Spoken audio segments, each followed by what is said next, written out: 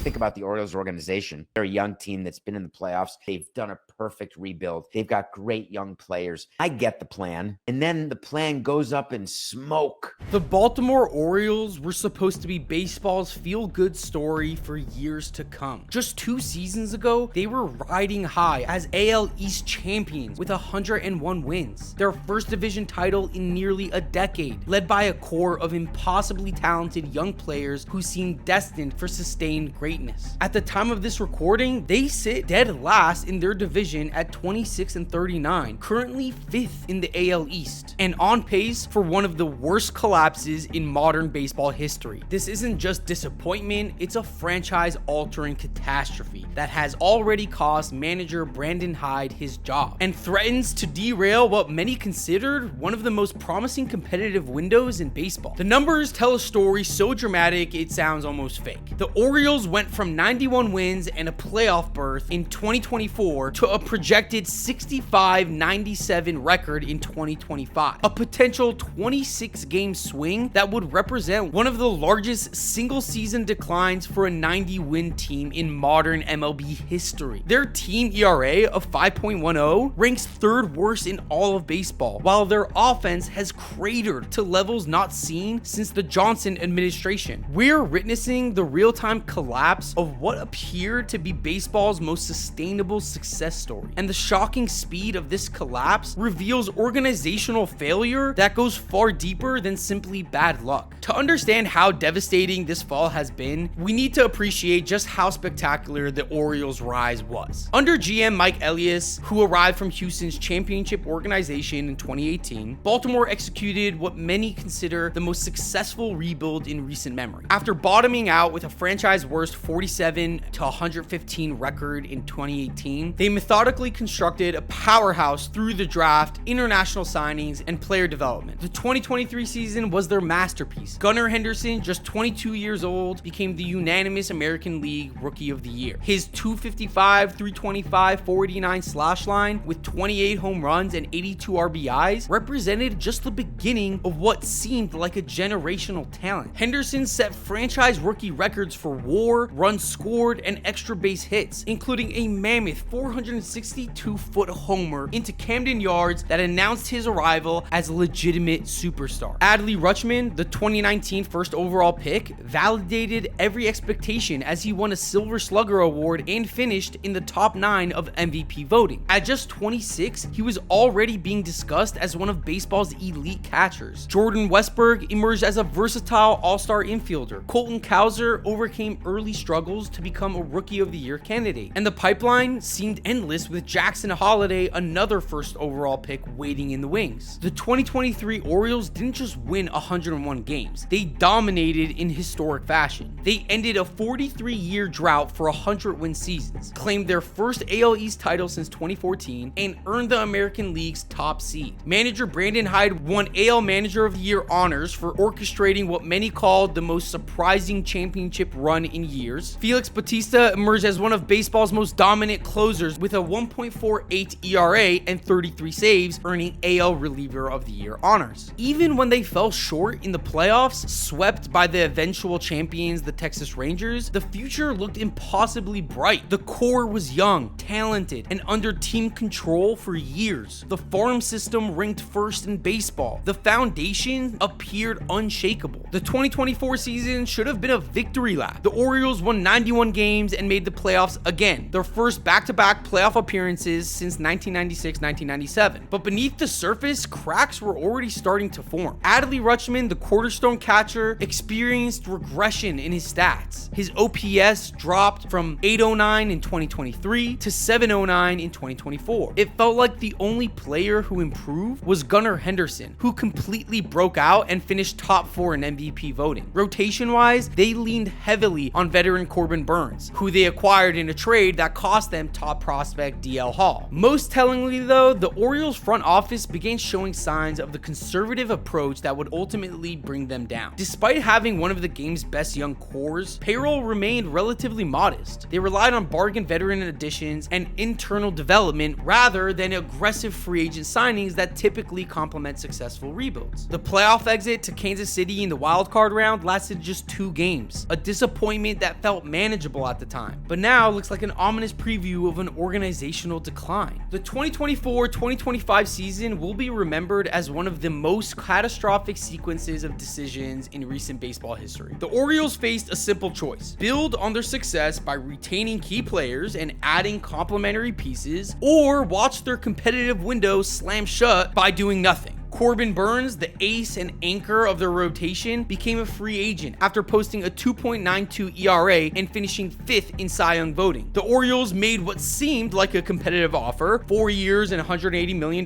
which would have made him the highest paid pitcher in franchise history, but Burnes had family in Arizona and ended up preferring the Diamondbacks, signing a 6-year, $210 million deal with deferred money that the Orioles couldn't or wouldn't match. To be fair though, Corbin Burnes did just get Tommy John surgery and is out for the rest of the season despite a strong start, so maybe they dodged a bullet. But still, losing Burnes was devastating. However, the Orioles' replacement strategy was where things continued to get worse. Instead of pursuing starters like Max Fried, who signed with the Yankees for 8 years and $218 million, or Garrett Crochet, who was traded to the Red Sox, then extended for 6 years and $170 million, they gambled on aging veterans. A 41-year-old Charlie Morton, who signed as a rotation anchor, Kyle Gibson, 37 years old, who was brought on as depth. Both moves screamed of an organization trying to win on the margins rather than addressing core needs with premium talent. The warning signs were immediate. Morton's velocity had declined, Gibson's advanced metrics suggested regression, and neither provided the top-tier production needed to replace an ace. The offensive losses were equally as bad. Anthony Santander came off of a career-best 44 home run season and his first All-Star appearance, signing with division rival Toronto for 5 years and $92.5 million. The Orioles' replacement? Well, that was Tyler O'Neill on a 3-year, $49.5 million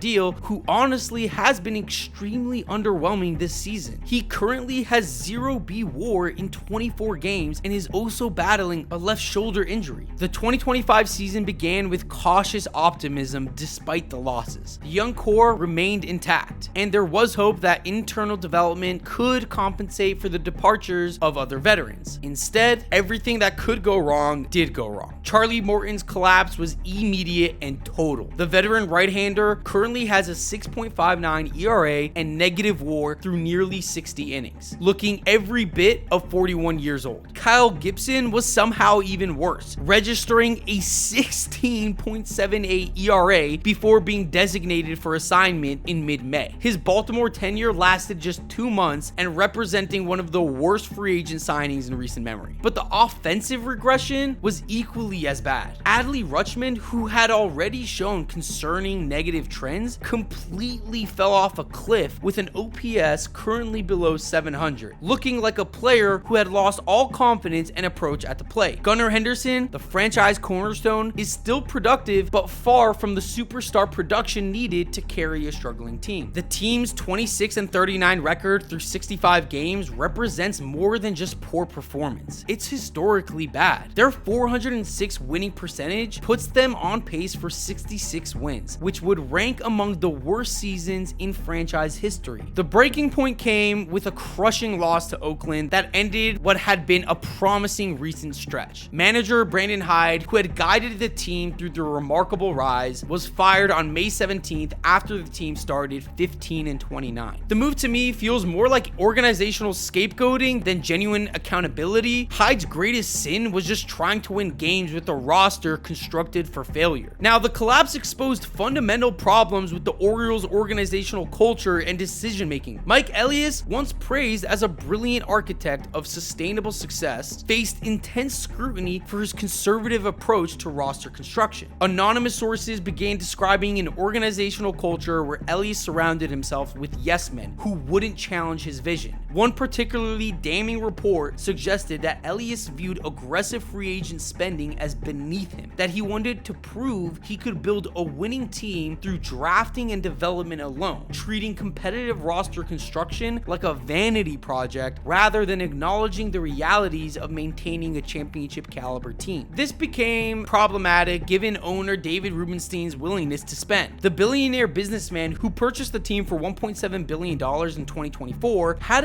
expressed openness to increasing payroll and spoke publicly about his urgency to bring a World Series to Baltimore given his age. Rubenstein increased the payroll from the $96 million to over $150 million, but that still ranked just 15th in baseball, hardly the aggressive investment needed to complement their young core. The front office's failures extended beyond free agency. Their player development, once considered elite, showed troubling signs of stalling. Kobe Mayo, ranked as the 14th best prospect in baseball, really struggled in his MLB opportunities. Jackson Holliday, the 2022 first overall pick, did show flashes but couldn't provide immediate impact. The farm system that once ranked first in baseball has now dropped to 20th and is lacking the depth needed to supplement a major league roster. Perhaps most damaging were the organizational tensions that began surfacing publicly. Hyde reportedly became more vocal behind closed doors, criticizing players for underperforming and pushing back on front office decisions. Now, the statistics of Baltimore's collapse is mind-boggling. Their potential 26-game decline from 2024 to 2025 would represent one of the largest single-season drops for a 90-win team in modern history. No playoff team has ever fallen to 110 loss pace the following season. The 1915-1916 Philadelphia Athletics remain the closest historical parallel, dropping from 99 wins to 36 wins. But that happened over a century ago. Advanced metrics paint an even darker picture. The Orioles starting rotation doesn't just rank among the worst in baseball, it's historically bad. The team's 5.10 ERA represents a stark contrast to their ERA of 3.94 just one season ago. They're also allowing 1.5 home runs per game, which is tied for worst in the big leagues, only behind the A's, who, keep in mind, are playing in a minor league stadium. Offensively, they're scoring 3.83 runs per game, over a full run less than their 2024 average, and their lowest rate since 1968. Their team OPS has cratered to just 690, which puts them in historically poor territory. Ryan O'Hearn might be the only bright spot for this offense, as he's been their only consistent offensive performer, a depth player carrying an entire lineup that was supposedly anchored by young superstars. Now, baseball history is filled with disappointing teams and failed expectations, but the Orioles' collapse stands apart for me because they've had so much recent success and so much young talent that it just makes no sense how this organization fumbled the bag. The closest modern parallel might be the early 2000s Miami Marlins, who consistently failed to capitalize on talented young cores by trading them away after a World Series. But at least they won a championship. The 1993 San Francisco Giants won 103 games behind Barry Bonds and fell to 55 wins the following year. To be fair, the 1994 season was shortened due to a strike, but that collapse was largely due to mass free agent departures, a business decision rather than organizational failure. The 2018 Arizona Diamondbacks fell from 93 to 82 wins. Disappointing, but nowhere near this type of level. What makes Baltimore's situation uniquely painful is that it was entirely preventable. Unlike teams that collapsed due to injuries or age or economic or financial issues, the Orioles had every resource needed to maintain their success. They had young talent, ownership willing to spend, a recent track record of success, and clear needs that could have been addressed through available free agents. Instead, they chose a path of organizational arrogance. They prioritized proving philosophical points over winning games. The result is a collapse that serves as a cautionary tale about how soon these competitive windows can open and close, and the importance of striking when those opportunities do present themselves. Now, after hitting rock bottom in mid-May after Hyde's firing, the Orioles showed flashes of the team they were supposed to be. They went on a remarkable run in late May and early June, sweeping both the Chicago White Sox and Seattle Mariners in consecutive series, with Adley Rutschman and Gunnar Henderson hitting back-to-back homers against Seattle in what felt like a potential turning point. The sweep of Seattle extended their winning streak to 6 games, their longest of the season. However, reality returned quickly as they dropped 2 of 3 games to Oakland, including a disappointing 5-1 loss that ended their recent momentum. Tamayuki Sugano has emerged as their most reliable starter, providing the kind of consistent performance they desperately need. Colton Cowser has shown renewed life after returning from injury. The bullpen, once a disaster, has shown improvement in recent weeks, but these recent positive signs may not be enough to bring them back into playoff contention. The underlying problems that created this crisis poor roster construction, organizational dysfunction, and fundamental player development issues haven't been resolved simply because a few players had good games. Now, as the calendar approaches July, the Orioles face a decision. They've transformed from buyers to sellers in record time. Players who were supposed to be cornerstone pieces of championship runs are now potential trade candidates as the organization contemplates asset management over competition. Ryan O'Hearn, their only consistent performer, becomes an attractive rental for contending teams seeking versatile offensive production. Cedric Mullins, a longtime Oriole and former All-Star, could provide center field depth for playoff teams. Zach Eflin represents starting pitching depth for teams with rotation needs, possibly in the division. And Ryan Mountcastle, currently on the IL with a hamstring injury, could draw interest if healthy. Though his struggles this season have diminished his trade value, the decision making around these potential trades will reveal everything about the organization's confidence in the short-term competitiveness of their team. Now, trading rental players for prospects suggests acceptance that 2025 is lost, but 2026 could be a bounce-back year. But trading controlled players like Mullins would signal a more fundamental reset, acknowledgement that the competitive window has closed and another rebuild is necessary. Felix Bautista, when healthy, remains one of baseball's elite closers and could bring significant return, but his injury history complicates any potential deal. The way the Orioles leverage these assets will determine whether they can salvage their future or if this collapse represents the beginning of another lost decade. Now, I want to take a moment to look into the individual player regressions as well, because it's not just on the organization, but it's also on the players. Adley Rutschman's decline for 3 consecutive seasons is something to look at. His continued struggles represent a player who looks lost at the plate, lacks the confidence and approach that once made him a top prospect. Gunnar Henderson, while still productive, has fallen from superstar to a solid middle-of-the-order bat. His power numbers have declined, his plate discipline has declined, and his defensive metrics have declined. For a player who was supposed to be the franchise cornerstone, this level of performance is concerning. The future of prospects like Kobe Mayo to contribute immediately puts additional pressure on the established core, creating a negative feedback loop where struggling players have to carry additional responsibility they're not really able to handle. Jackson Holliday, despite showing flashes, hasn't been able to provide the immediate impact that might stabilize the roster. Perhaps the most tragic aspect of Baltimore's collapse is the timing. The Orioles weren't just good, they had constructed exactly the type of sustainable success that small market teams dream about. Young, controllable talent forming the core of a championship caliber roster, supported by smart organizational infrastructure and increasing financial commitment from ownership. Gunnar Henderson has 4 more years of team control through 2028, but he's represented by Scott Boras, making a long-term extension unlikely. Adley Rutschman also has 2 years remaining and might be more open to an extension, but his declining performance kind of complicates negotiations. Jackson Holliday and other young players provide hope, but they're now carrying pressure to contribute immediately rather than develop naturally. The harsh reality is that competitive windows in baseball are shorter than many teams and fan bases realize. The Orioles window was supposed to be opening in 2025, not closing. Instead, they're facing the possibility that their best years were 2023 and 2024, and everything since then represents decline rather than growth. Teams rarely get second chances with cores this talented. The Pittsburgh Pirates wasted Andrew McCutchen, Garrett Cole, and others during the early 2010s. The Tampa Bay Rays have consistently failed to capitalize on young talent due to payroll constraints. The Orioles had every advantage needed to avoid these mistakes, making their failure even more sad. Mike Elias built his reputation on the successful Orioles rebuild, transforming them from a 115-loss laughingstock to division champions in 5 years. That achievement earned him praise and established him as one of baseball's brightest young executives. The 2025 collapse, though, threatens to change that image of him. The main criticism of Elias focuses on his transition from rebuilder to sustainer of success. Building from nothing requires different skills than maintaining championship level rosters, and early evidence suggests he may lack the ability to maintain championship level rosters. His conservative approach to free agency, reluctance to trade prospects for immediate help, has created a crisis that threatens everything he built. Elias faces a big challenge, proving that 2025 is just a setback quarterback rather than a fundamental flaw in his approach. His decisions over the next year will determine whether he's remembered as the executive who rebuilt the Orioles or the one who wasted their best opportunity in years. Rebuilding might actually be easier. Trade valuable assets for prospects, reset expectations, and begin another development cycle. But this path wastes the prime years of genuinely talented players and risks losing fan support that took years to rebuild after previous disasters. The deciding factor ultimately may just be David Rubenstein's patience and willingness to invest. His comments about supporting salary caps suggest some reluctance to engage in top-tier spending, but he has stated his urgency to win a World Series, indicating that there is an understanding that opportunities don't last forever. Ultimately, the Baltimore Orioles collapse from 101 wins to where they are today in just 2 seasons is a big disappointment. It's wasted opportunity and it's organizational failure, and if I'm an Orioles fan, I would be upset because every decision that led to this disaster was avoidable and every mistake was predictable and every lost opportunity was within reach. The worst part is that the Orioles didn't have to fail. They had everything needed to succeed and still couldn't do it. They had the young talent, financial resources, the organizational infrastructure, and the fan support, but they somehow found a way to throw it all away in a combination of bad moves to bring them where they are today. Now, I am curious, what do you guys think? How do you think the Orioles could have handled this better? Do you think there was a specific signing that they could have made or shouldn't have made, or specific moment that highlighted this turn in their decline? Let me know in the comments below, and don't forget to like and subscribe for more hard-hitting baseball analysis. Thanks for watching, and I'll see you on the next one.